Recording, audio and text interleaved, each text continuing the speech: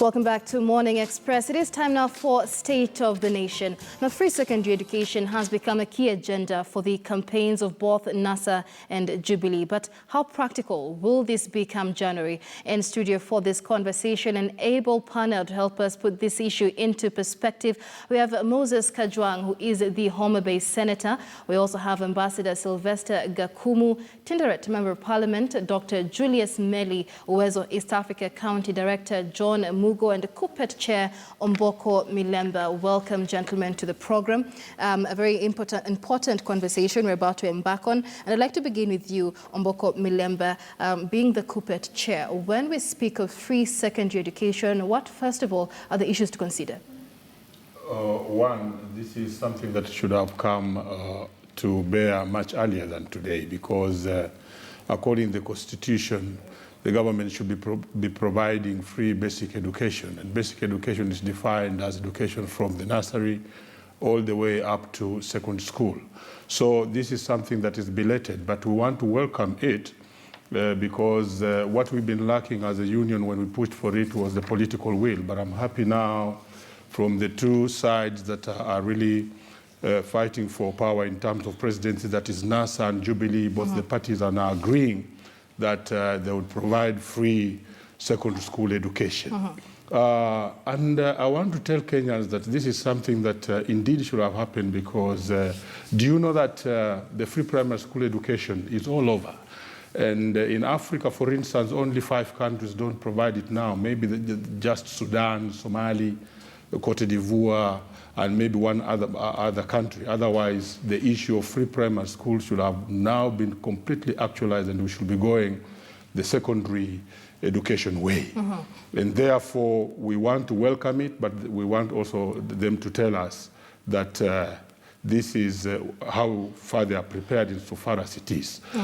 Some of the countries that have introduced free secondary education in Africa are like our neighbor Uganda. Uganda has it, despite the fact its economy is far much smaller than ours. Namibia has done it, South Africa is doing it.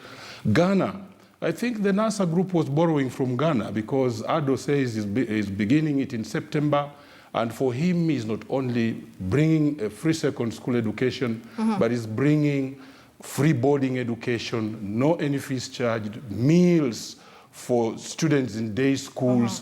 So I think we were just lagging behind. And he even says he'll be motivating teachers more for the introduction of free secondary school education. So it's welcome. Let's bring in Mr. Mugo, County Director of Uwezo East Africa. How viable is this promise of free secondary education, and how free are we talking? Because in instances, as we speak, for example, I mean, the government has already subsidized secondary school fees, paying about 12,000 shillings per student across the country. That is the capitation fees. And experts say that if the government continues to pay this, the cost of tuition and learning materials, and parents then share the cost of lunch and boarding materials, then that would amount to free education. But parents are still paying. So what would it take for the government to pay both the capitation fees plus the money parents are currently paying? Yeah, but thank you. And first is to thank both Jubilee and NASA for prioritizing education, because this is what Kenya really requires. Now, on the aspect of free, I think it is good we step back and we check what is the priority of Kenya's education. We made primary school free in quotes in 2003. 1 million children remain out of school, of primary school, and which means there must be something that must accompany free for all children to get to school. And this is equalizing opportunity. When you look at who is out of school, you realize that it is some parts of Kenya, but also it is among the poor. And so rather than making it free, because I don't believe, as you state, that Kenya can make education free, I want to correct Omboko that Uganda has made education free, but more than 45% of Uganda's secondary education is privatized. And so when you look at the entire cost, we are giving 12,000. Parents are paying 53,600, which means simple mathematics. We need to quadruple the investment. But even then, we have direct cost to education, and this is what is addressed. But the indirect cost and the opportunity cost of education remain largely untouched on. And so I would urge both Jubilee and NASA to consider. We have a curriculum reform going on, which is relevance of education. So it is important, even when we expand access, we must accompany that with investment to ensure it is quality, because of what need is it to access something that will not help you. Right. Then second is the relevance. Let us also prioritize this reform so that we can make our education better for our children. Mr. Mili, just drawing from what Mr. Mugo just said, you're also the Deputy Chair of the Education Parliamentary Committee. So like Omboko mentions, Uganda has managed to ensure free secondary education, but Mr. Mugo again says that a majority of the secondary schools are privatized. Now, as we speak, there's about 8,592 public secondary schools in the country, and we also have a total of 2.5 million students in high school. 80% of them also go to public secondary schools. So with that number, what would be needed to ensure free secondary education and a 100% transition rate, which also includes the number of classes available? Thank you. I want first of all to thank you for this invitation. I want to point out that Jubilee's agenda, since when it came to power in 2013, was to ensure that the Constitution is implemented 100%. And one of these is to ensure that every Kenyan child has a free education, especially basic, from primary to secondary. I want to note that, as Mugo and my friend has said, that free secondary education is not something that just came in because of politics. A few weeks ago, I've heard our competitors in NASA have also gotten the idea. But I want to take you back a bit, that in 2013, 2014, if you look at when we had the fees crisis, there was a body which was led by Honorable Mwiria. And one of the issues that came up and which was discussed was the issue of fees.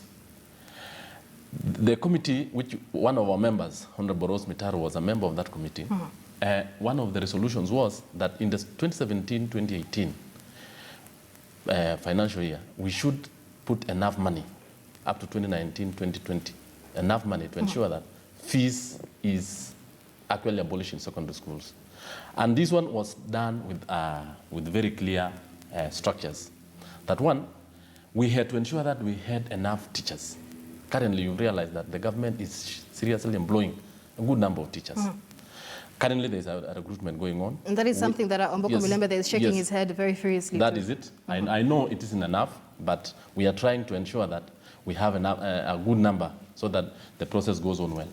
Two, if you look at the capitation, earlier on, when the Jubilee government came in and when it inherited from the Grand Coalition, the capitation was 10,000. Now we increased about 30 or 40%, both primary and secondary. This was in movement towards attaining free secondary education. On top of that, you realize that this year, the government has pumped in around 5 billion shillings. 5 billion shillings for infrastructural development in secondary schools across the country.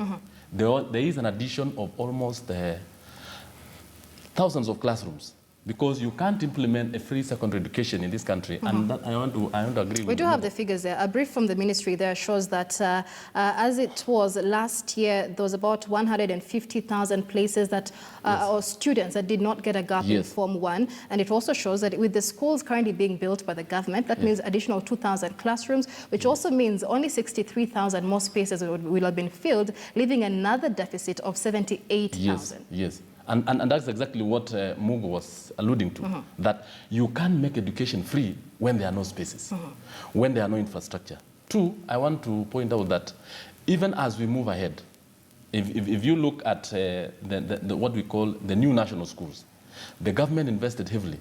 Most of them, they were given around 25 million shillings to expand infrastructure in those schools, to build science laboratories and all this. So I want to point out clearly here that the issue of free secondary education has been a Jubilee agenda since when it came to power in 2013. It is an issue that came in, as our competitors in court says, that this is something they picked it because of a popular idea and they just wanted to come in. All right. Ambassador Sylvester, let's speak about the viability of this project and also just really making free secondary education, meaning that parents do not have to pay a single cent. Is that possible? Thank you. First of all, I want to say that education is a human right, and it's a right for every child. And all children are born equal. Now, when it comes to free secondary education, what is it? What is there about education? Education involves imparting worthwhile values, worthwhile information, worthwhile knowledge that's going to benefit the country. Now, to me, it is viable to have free secondary education. The problem that we are currently have is that people have a hangover where they want to maintain status quo. If we talk about equality and equity, then we are thinking about every child in this country. Now, when you look at the capitation, these other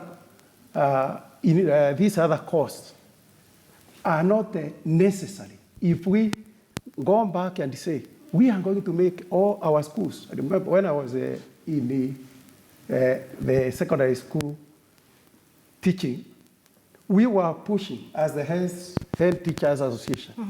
In fact, I even served as a national chairman, Simasa Kenya chapter.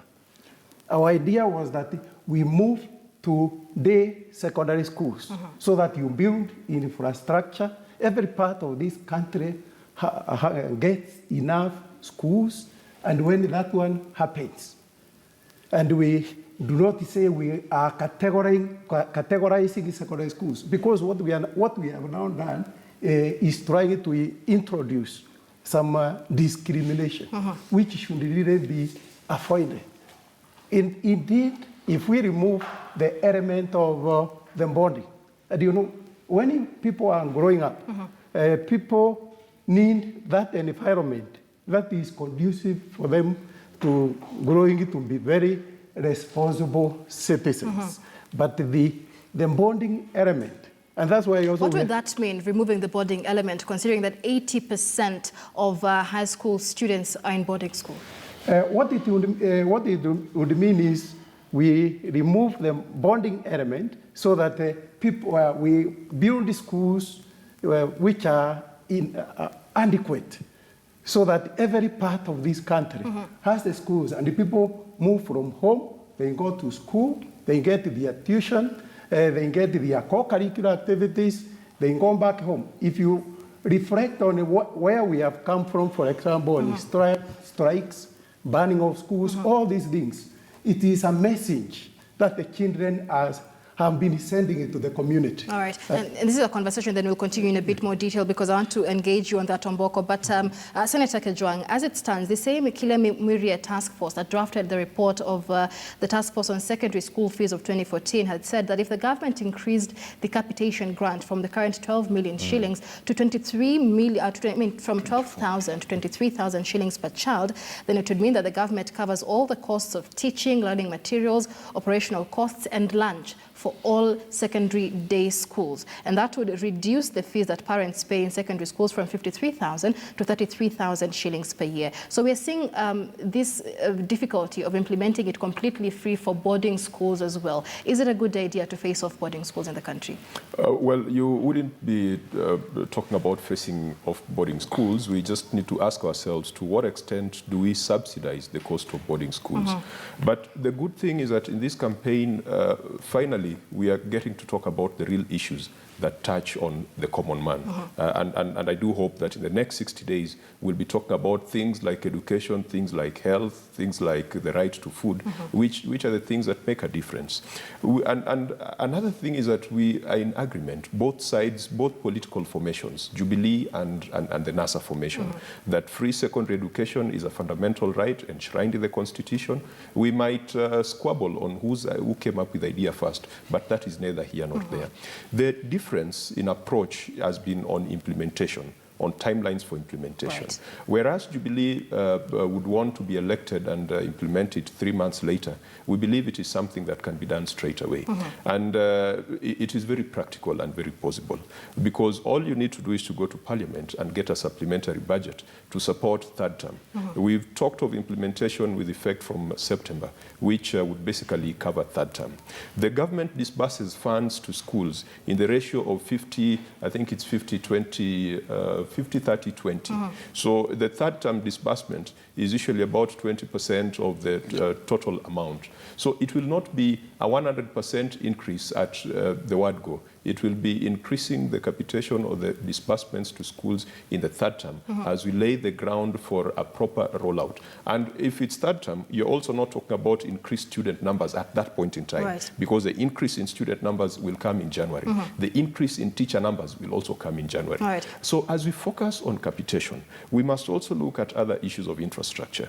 My colleague, Mheshimiwa Meli, has talked about 5 billion that has been set aside for infrastructure development. The challenge which most head teachers will tell you is that many a times they get funds that are inadequate to do the kind of infrastructure development that can make a difference in their schools. And politically, you see a skewed situation where certain areas that are politically correct get higher allocations than others. Now, there was an attempt to mitigate that by allowing CDFs, so the National Government Development Funds, to be involved in development of infrastructure.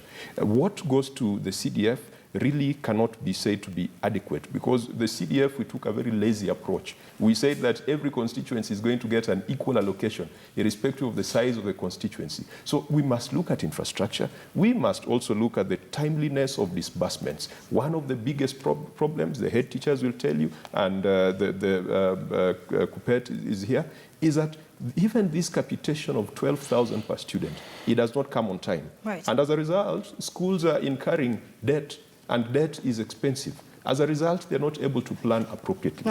So if we focus on infrastructure, if we focus on timeliness of disbursements to schools, then we might realize that the cost of implementing free secondary education will be a drop in the ocean, because we've got a 2 trillion annual budget. And we are not talking of anything close to 100 billion. I want to focus on that cost, especially for NASA, if it clinches power. You've explained how it is possible to implement this by the 1st of September, which a lot of critics have pointed fingers to. But how big a supplementary budget are we talking? Because currently the 2017-2018 budget allocated only 34 billion shillings for free secondary education. Consider that the current subsidy capitation fees comes to 32 million shillings. So that only leaves about 2 billion shillings rather on there. How big a supplementary budget are we talking, which would mean now the total cost of implementing free secondary education? It's a supplementary budget for the third term. All right. We're talking for the third term. It is not annual. So that figure you've read is an annual budget. But we're saying if we implement it in September, we will make sure that when children and when parents take their children to school in the third term will be free. All right. So that supplementary budget will be to take care of third term. And then we now plan for the January to December cycle. All right. Omboko, would that be enough to solve all these challenges that teachers and principals are bringing out, issues of lateness of disbursement of the capitation fees? There's also the fact that schools also employ boards of governors. A board of governors rather, and they also need some sort of funding in that sector. In terms of infrastructure, again, there's also been complaints of late disbursement of these issues. Is this enough time to solve the challenges that secondary schools are bringing up? Thank you. A little rebuttal from a few speakers whom we are with on the panel. Number one, for Mugo, Uganda's privatization of education is one of the challenges they faced once they introduced it. That can go all the way like that. I know you are informed on that. For Meli, who is my contemporary in education and has been very instrumental at Parliament, the employment of 5,000 teachers cannot actually take on this gigantic job that we want to. So how many teachers are needed? This is an extraordinary move that the two blocks are taking, and the employment of the teachers needs to be increased. Currently, they are employing only 5,000. They need to move to 40,000 at the minimum level annually. And then going to your question, how is it? You talked about the Mwiria and report. Muiria actually did it, and I sat on that committee. And the gap between realizing free-day secondary school education and not realizing it is exactly the difference, according to Muiria's report, between 12,800 that is now being given to schools and the 24,000 shillings that you did talk about. So that gives us a lot of hope in terms of realizing the day secondary school education being free. But Kenya must also look at itself as a very strong country. Kenya is one of the countries that was among the first countries to provide free higher education alongside Mozambique, South Africa, and others, when many African countries were not doing so. That is where most of us, when I look at the age here, we were beneficiaries. The university education was totally free.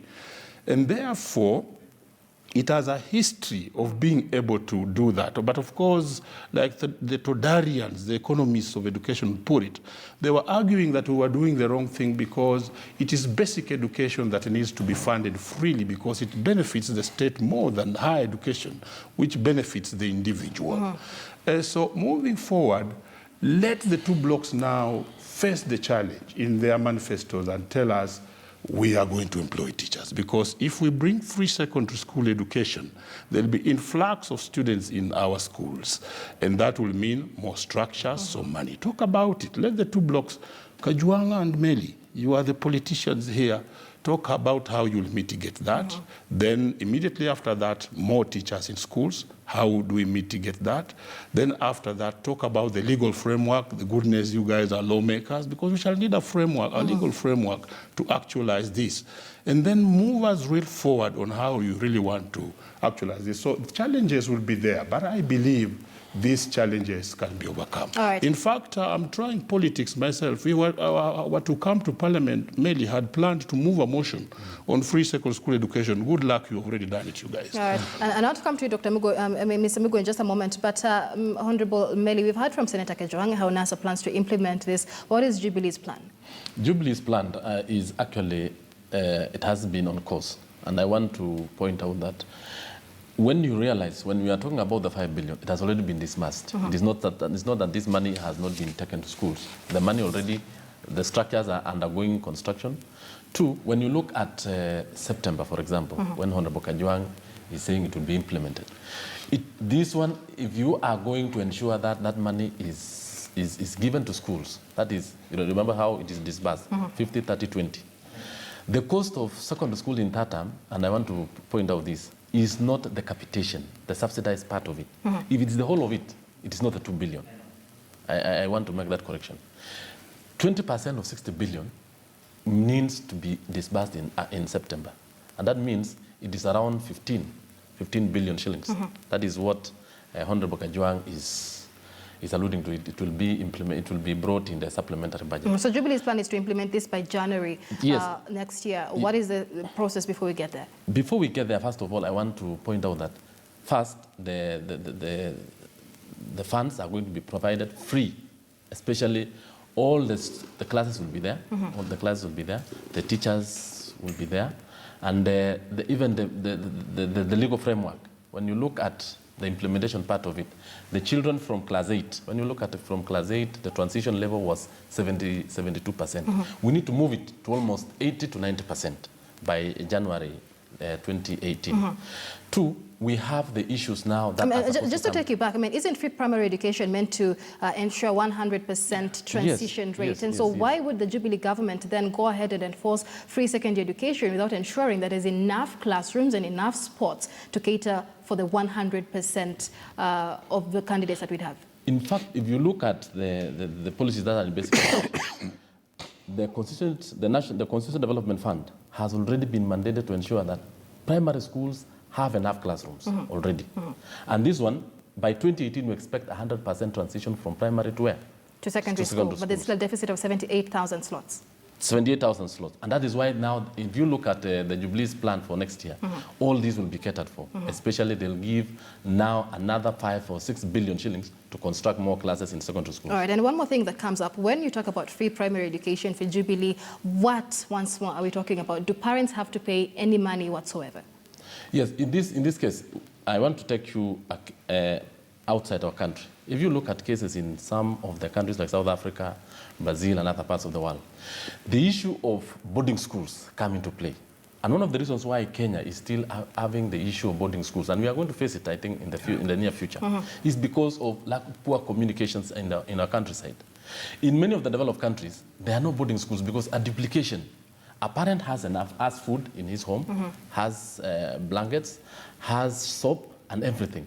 And this parent is also told, go and buy space for bed, go and have light, pay for electricity. And if you look at well-developed nations where we have good communications, I remember I went one time went to Philippines. We've been to some of these developed countries. You have schools that are about 3,000 students, 5,000 students. They are on bike. They go to school and they go back home. The issues that we have here, at times also, we are supposed to appreciate them because we are a developing country. Let's take for a case like rural Turkana. Rural Turkana, where you want to have a child to day school between maybe 20, 30 kilometers away. It is not possible. So you'll realize that even if we are to attain this, there are certain things that parents are supposed to do by their parents. Okay, all right. And so I want to finish by saying this. When we implement this particular free secondary education, it has to be 100%, especially on tuition, especially on teachers, especially on most of these things. If anything, the parent is supposed only to give what he is supposed to do to his or her child. All right. Ambassador Mwalimu, I'll come to you in just a moment, but I want to speak to Mugo for a moment in terms of phasing out these free secondary, boarding secondary schools. This is what Ambassador Mwalimu brought up, and Meli has touched on some of the issues that are likely to come up, because when we now bring complete day secondary schools, what does that mean for the dynamic, even for the education sector? Because look at the Kenya High School, for example. It's a national school, and we have students from every county here. If we were to make those students day scholars, one would have to go all the way to the coastal regions, to Nyanza regions. So what does that mean in terms of restructuring the dynamics of our education system? So anybody can still go to a national school, which is prestigious and is close to their home. Yeah, I think we are agreeing that talking about free is politically nice, but that is not the issue to address, because the issue is equalizing opportunity. This same government, historically, I think is not the Jubilee government, it's Kenya as a country. We have favored some schools, government schools, over others. Honorable Mele has talked about expanding, but we expanded some schools, did heavy investment in the schools that were already good in terms of quality, that have teachers, that have infrastructure. So the issue here is, how do we make every secondary school in Kenya High School? Because why should we be favoring one government school and discriminating another? So if we were to make every Kenyan secondary school a national school, then Kenya High School will not be an issue, because the school next in your village is a Kenya High School. And so this desirability of a few schools, and Kenyan having a stampede to enter into Alliance High School, to enter into Kenya High School, will end. So these day schools, first of all, are the ones to make national schools. Let them have the facilities, let them have the teachers. In arid areas, Turkana, where we have no teachers, let us create incentives to have a teacher be comfortable in Turkana, just like the Nairobi teacher. And once we first do that, and I wish NASA and Jubilee can pick this up, equalize opportunity, let the government school in everywhere in Kenya look like the other, because they are both government schools. Ambassador Mwalimu, let's hear your thoughts, especially considering the fact that the economy in the country isn't the best, and so there are many parents who would be depending on this free education, especially for boarding schools, because they know when they take their child there, they're fully taken care of for the next 3 months, and they can focus on other things at home. But when it's public school, a day school rather, then it means there'll be the cost of transport, there'll be the cost of food if the government doesn't cater for that. What dynamic would that bring even for the Kenyan taxpayer? You see, we started on the wrong footing, where we thought that some people should be an advantage of others, where educationally, every child has the right to quality education. And so what we should be focusing is the infrastructure in every part of this nation. We have enough teachers in the country, and if they employed enough teachers, and they put the infrastructure, and you have the, what you are calling a quality secondary school next door, then these things are possible. Because we have to begin to have that human feeling. You know, we have to consider, yes, I have an advantage. If I have an advantage, I can even take my child to an international school. But we need to think about the child in the public school having equal opportunities. It is actually discrimination to treat equals unequally. So here we are having Kenyan children, some treated differently from the other children. And we are talking about, you know, equality and equity is not going to come as long as we continue discriminating. Right. So we have to forget about the discrimination and have the heart to serve the children of this country equally in the public schools. All right. And Senator Kajwang, we've established here that the main basis of this is really to provide equality, to equalize the education sector. But this is a campaign promise that both NASA and Jubilee are running on. How different is NASA's promise of free secondary education in terms of both implementation of the project? What more is it offering Kenyans in terms of services, and what less is it offering in terms of the fees being paid?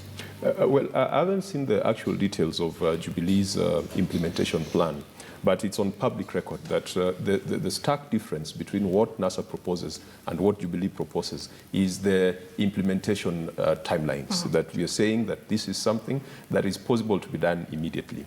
For those of us who are in politics and we are interfacing with the common man on a day-to-day basis, assuming that half of Kenyans live on less than $1 a day, it means that the average Kenyan would have an annual income of something like 36,000 shillings in a year. Now, even with the capitation of 12,000 to day schools, a parent will still need to raise 9,000. By the way, another fact that might not have come to the public domain is that lunch in day schools is not catered for by that 12,000 or the 9,000 additional. In fact, schools are charging an average of 3,000 shillings per term, which brings the cost to the parent to almost 18,000 shillings in a year. So an average household with an income of 36,000, which has to pay 18,000 for one child to stay in school, it is a huge dent, it is a huge financial burden. And many Kenyans are saying the earlier we implement this, the better. So that is one of the most fundamental differences between what we promise and what Jubilee promises. Of course, there are other things. Remember that we are not doing these things in a vacuum. Of course, there is a constitution that guarantees that right to education. We've got the results of past effort, like the Kilemi Mwiria report. The Kilemi Mwiria report, when it was released and when the president received it, there was an undertaking that free secondary education would be implemented in 2015. Now, that has not happened, and we have seen a government that has been in power from 2013 to date has now shifted the implementation date to 2017, which means it's more of a bait that if you elect us, then we shall do it for you. Yet Kilemi Mwiria, in that committee which Mboka sat in, and he can confirm that, it was very clear that it was possible for a rapid implementation of free secondary education. We have seen some of the initiatives that the Jubilee administration has undertaken when it comes to education. We've got the digital literacy project. It was a striking promise at a time like this 5 years ago. They said they're going to give laptops to children in class 1. To date, we are still in a pilot phase. So the difference really would be in terms of the resolve, the implementation, and the approach to do things. Something else that we might also need to talk about, and maybe that's where now the legal framework and policies come in. We are talking of a new curriculum where we are saying students would spend maybe 6 years in primary school and three years in secondary school. We'll have to define what then is basic education. Is it the first 3? Is it up to the first 3 years of secondary education, or is it the entire 6 years of secondary education? So the conversation around education is something that we need to give a lot of space, because this is something that touches on the lives of every single Kenyan. There's an issue of equalization of opportunities. We will not be equal overnight, but we must work towards it. But one of the best equalizers in this world is education. Right. And we must give every child an opportunity and to access Kajwang brings in an important point, Honorable Meli. A lot of shifting of goalposts has been seen from the Jubilee administration in terms of implementation of education promises. Even when it comes to this free secondary education, like he says, it was initially word was it would be implemented in 2015. In 2015, that goalpost changed to 2016. In 2016, it changed to 2019. But now that we're headed to the election period, it's changed to 2018. Why this shifting of goalposts, first of all? And is this just something that Jubilee is using as a campaign promise? Because it did work for the National Coalition. Yes, thank you. First of all, I want to make a correction. My friend, Honorable Kajwang, has the difference when we talk about basic education. The Constitution defines it clearly. It is primary and secondary. And the secondary, in the new curriculum, when you have 2633, that one is purely basic education. That is from the primary to the secondary level. 2, the Jubilee has not shifted goalposts. You remember that let me just take you back a bit, that in 2014-2015, when we had the school fees crisis, in fact, in that report, if you look at it, when it was supposed to be implemented, in 2015, one of the issues that Jubilee implemented straight away was the issue of examination fees. We went in, and all examination, that was a move towards making sure that the whole education system, the secondary school education is... All right, I will let you finish your point, just to pause there and hear from Mboko, because he seems to be shaking his head to that. Yeah, no, he's right, but the Jubilee government having introduced, why I almost snagged was the Jubilee government introducing the payment of fees, and Meli is here. You know, it was... One, we want to congratulate them for that. But, you know, it was pressure from us. It is the unions that we kept on telling you, hey, you guys, why are you talking about free primary schools without paying examination fees? Do you mean that fees is not part of the learning? But I think I want to congratulate you for that, because you finally picked it and then you moved ahead. All right. Go ahead. Yes, thank you. And I want to correct my friend. He's a very good colleague. We were a teacher together. I want to point this, that examination fees was a real hurdle. And I remember Honorable Wangwe, the Member of Parliament for Nabaholo, and myself in the Education Committee, we passed the National Examination Amendment Bill. That bill was to ensure that all examination fees of whatsoever has to be paid by the government. All right. This year, the government also moved into the private schools, where now the private schools exams is supposed to be paid by the government. Agreed. 3, when you look at implementing the free secondary education, I want us to be very clear here that you can't implement a free secondary education by word of mouth.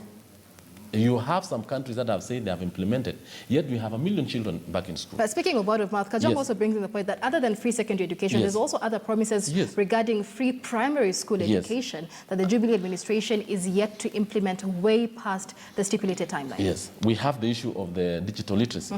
The digital literacy has passed the pilot stage. Already, over 60% of schools, or almost 70% of all our primary schools, have the digital literacy tablet. So when you talk about implementing a program, when you see a program moving, you can't have 100% implementation per se. It has to move on phases. Let me give you an example where the digital literacy programs, they were supposed to be bought from countries in Europe or South America. Right now, we have Jomo Kenyatta University trying to manufacture this. We have more universities trying to manufacture this. And you realize that immediately these universities are going to roll this out. It will be a thing of the past. And all schools, beginning next year, will have them. All right, that is something that we yet to see, especially considering that there's been still complaints of infrastructure, students that don't have schools still, and that is in primary school. But Ambassador Mwalimu, let's get your thoughts still on this conversation, because the implementation of this and the shifting of goalposts that we've seen from the Jubilee administration, the promise that NASA is now bringing in. But what is that one thing that we need to focus on and prioritize despite what is being said across the political divide? Thank you. To me, for example, the introduction of the computers, to the primary school, all primary schools, that was a wonderful idea. And it's a wonderful idea that everybody should embrace, because this is this is equalizing. It's not saying it's going to be in this type of school, but it's going to be in all schools. Of course, when you are implementing things, challenges come, but we should not be afraid of the challenges. Like they agreed with me. The way to go is finally actually to go to have the secondary schools. If you go to every affluent society, you will not hear of a boarding school. Actually, they do not know what a boarding school. It is a foreign term. And because we are also aspiring to be an affluent society, then we should be moving towards making all our children have equal opportunities as far as the schools are concerned. I served in what they call day secondary school, and despite us having not been a provincial school or even a national school, we will come to our ones and we are top student. Right. Starem Boys Center, secondary school, Kuvio Boys, so where possible. I was. That student, man, you would hear the master of ceremony say, even the famous Alliance Boys is not there. Because people have a concept that there should be schools that are supposed to excel, while there are schools that are not supposed to excel.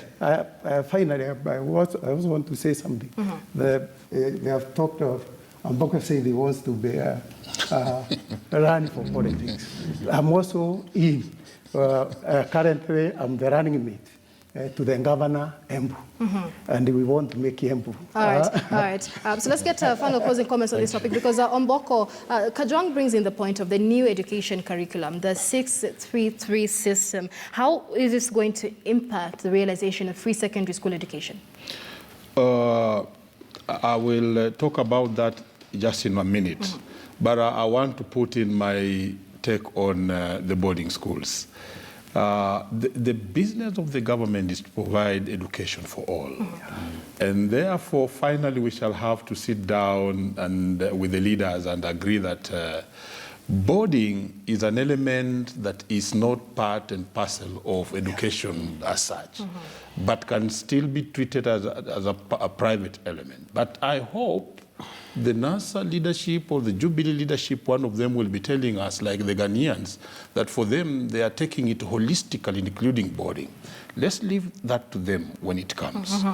The idea of having shifted the goalposts for the Jubilee government, a little bit of their manifesto, there are things, of course, which they could not achieve in totality. I will only mention one, and Meli is here. And I'm sure Meli would not want to be reminded about this. You know, you had free milk. But anyway, let's forget about that. It may not be important anymore. And then, can we actualize this on time?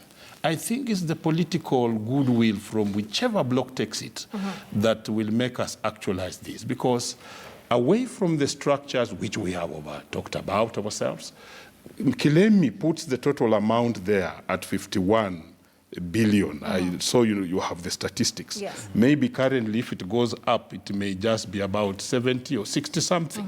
And that's manageable, because that's the kind of money we have seen also we can get in this country. Right. Then let me finally go to the question of the new curriculum and how it will affect the free second school education.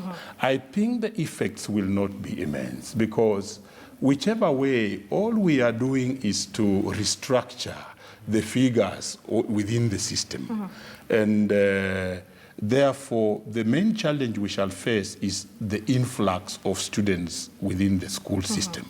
And therefore, if we can deal with that, that should handle it. All right. Yeah. All right. Mugo, let's get your closing comments. Again, referring to the Kilemi Muria report, they're putting the cost of free day secondary school education. By 2014, according to that committee, it was to be 51.1 million, but that was then when enrollment was 2.1 million. Now enrollment is 2.5 billion. So that would raise it to about 60 billion shillings thereabout. But then again, that is just a day secondary school. So what does that mean for the country, especially in trying to realign the fact that we're talking about phasing off boarding schools, or at least getting them off the public school system? What would that entail? First of all, it is important to understand that while expanding access, we must also part of that ensure that part of that 60 or 70 billion is targeted at quality, at improving quality. And these two must go hand in hand, because look, like last year, the average student at KCSE scored D. Look at what is happening in primary school. 10% are completing primary school without being able to read. And so when we are expanding access, we must ensure that what we are also offering Kenyan children, if education is to equalize, is also of quality, because the lack of quality is a biggest cause of inequality.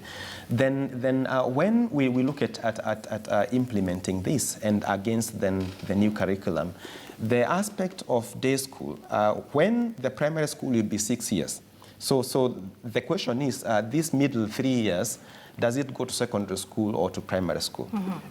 What I have heard, there is appetite to take the 3 years to secondary school, so that the secondary school is 6 years. That means that we'll be tucking in 11-year-olds into boarding schools, because now majority of secondary schools are and those are much younger, withdrawing children from parents, while we are complaining that parenting is an issue in Kenya.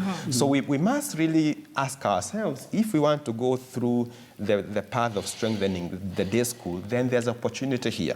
These 3 years could be at the primary school, so that at least children stay longer with parents, and that 3 years become cheaper, rather than taking it to secondary school. And so there are strategic decisions, but quality, I think, is something that we cannot run away from. Definitely, gentlemen, we are out of time. So very briefly, Honorable Meli, your closing comments. Yes, my closing comment is that free secondary education is implementable.